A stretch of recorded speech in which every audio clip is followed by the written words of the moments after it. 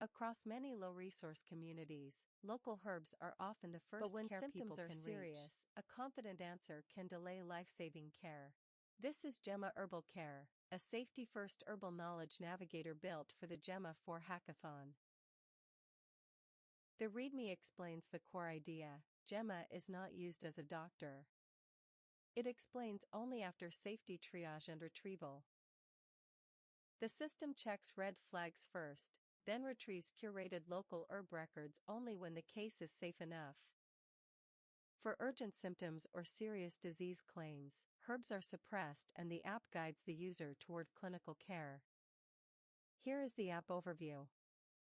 The user enters location, symptoms, age group, care access, medicines, and allergies. The result panel shows the risk level, a care access plan, local herbs if appropriate, and a grounded Gemma response.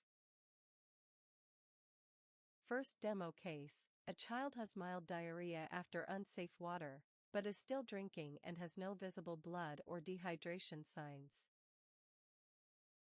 The app marks this as a caution case because the user is a child and care is not reachable right now.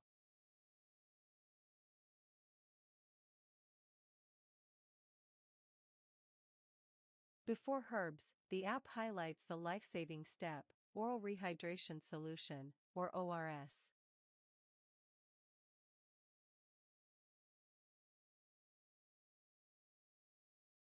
It gives a simple homemade ORS recipe: 1 liter of safe water, 6 level teaspoons of sugar, and half a level teaspoon of salt.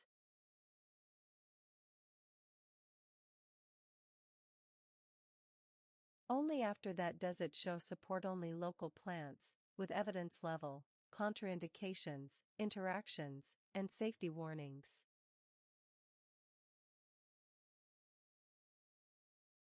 Gemma's response stays practical: keep fluids going, avoid delaying care, and watch for danger signs.